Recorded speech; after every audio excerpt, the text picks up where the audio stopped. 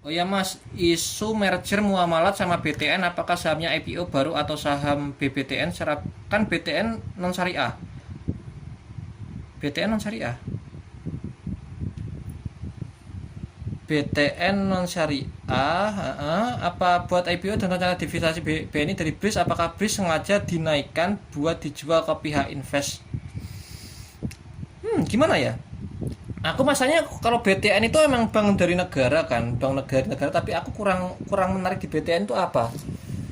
Dari segi hutang Mas, TVL hutangnya itu nggak segede bank-bank yang lainnya gitu. Jadi kayak bukan bank-bank yang populer ya menurutku ya, bukan termasuk kelasnya bank-bank yang populer gitu loh. Orang-orang kan lebih suka hutang ke Mandiri. Kalau orang-orang gede ya, orang-orang kaya yang punya bisnis itu ke Mandiri, kalau nggak ke BCA. Kalau orang-orang yang kelasnya di bawah, merakyat itu kan lebih suka di kelasnya apa namanya itu, di kelasnya Bank BRI gitu. Jadi ya jelas lah kredit tertinggi dipegang sama Bank BRI, walaupun ada pertumbuhan yang bagus di Danamon masih Surmalan. Tapi itu juga gak menjamin kok. Danamon itu ya total kreditnya naik hampir 100%, tapi nggak naik-naik sampai sekarang gitu loh. Bahkan dia mengalahkan Bank BNGA loh, BNGA sampai sampai ke apa namanya itu, sampai si NISP dikalahkan sama Bank Danamon total pertumbuhan kreditnya. Tapi kenapa kok nggak naik-naik? Ya balik lagi ke order gitu loh. Ketika saham itu banyak mayoritasnya yang dipegang oleh mas, oleh apa namanya itu si pengendali, maka nggak akan banyak saham yang bisa dibeli oleh masyarakat. Dan ketika saham banyak nggak bisa dibeli oleh masyarakat, tergantung lagi ada orang yang mau jual nggak di harga yang lebih mahal.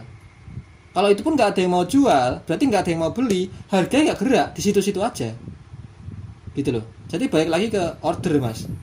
Pertanyaannya apakah ada ekspektasi yang bikin BTN itu dibeli oleh banyak orang dengan harga yang lebih mahal, itu aja, gitu. Kalau mungkin merger oke, tapi aku masih pertimbangkan sih mergernya sama siapa nanti, gitu. Oke, pertanyaan yang lainnya, Mas Tian mungkin ada tanya apa, masalah apa gitu. Suara aku jelas nggak sih? Takutnya ngomong panjang lebar nggak jelas suara. Jelas jelas mas. Oke, siap. Oke, pertanyaan yang lain, masalah BRIS. BRIS sudah termasuk kapal induk belum mas? Apakah bakal aman berapa tahun ke depannya? Bukan. Kapal induk itu adalah perusahaan yang menjadi topangan ekonomi gitu loh dari suatu negara. Jadi ketika suatu emiten itu runtuh, dia juga akan bikin dampak atau impact ke sebuah negara itu dengan masa yang cukup besar gitu loh, cukup masif gitu. Dan dalam kategori ini, kalau BRIS ini runtuh, penggantinya masih banyak. Bank syariah itu masih banyak. Tapi kalau kenapa? Karena total value kreditnya di BRIS itu nggak sebesar bank-bank yang lainnya. Coba kita bandingkan sama kayak BRI gitu loh, BRI yang pusat ya. Kalau BRI runtuh, gimana nasibnya ke Indonesia? Gitu loh. Kalau BRI runtuh, gimana nasibnya ke Indonesia?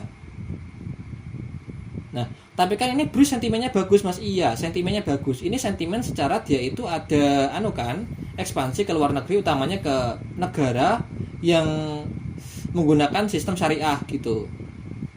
Makanya dulu aku pernah bahas di grup itu, ketika sebuah emiten syariah itu cuma mendekam diam di Indonesia aja, aku kira stigmanya nggak bakal bagus.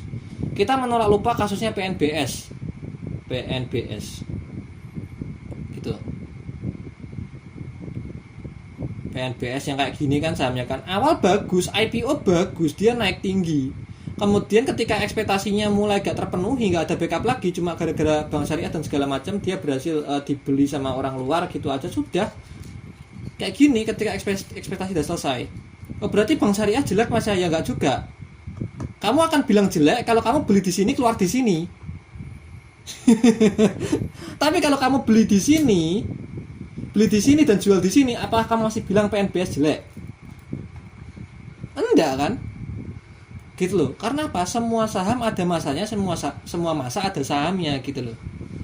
Begitu juga dengan BTPS. Banyak orang bilang BTPS busuk dan segala macam, dia nggak bisa ngolah kolateral, utangnya banyak yang macet gitu. Orang yang bilang BTPS jelek, itu saya yakin yang beli di pucuk nyangkut sampai bawah, ya nggak? Tapi buat kalian yang kayak aku kemarin nih, BTPS kan aku beli di daerah sini dan jual di sini nih. Ya aku nggak bisa bilang BTPS jelek. dulu. Tapi kalau sekarang kayaknya kalau disuruh masuk BTPS, masuklah mas, enggak. Enggak mau. Kecuali kalau ada momentum ya, kayak kemarin aku bilang, kecuali nanti BTPS ini ada kesempatan kedua gitu. Saya tak rokok sih, tak nyalakan rokok. BTW ada yang masuk ke BTPS enggak? Ada yang masuk ke BTPS enggak? Oh, iya share layarnya enggak muncul, astaga. Share layarnya enggak muncul.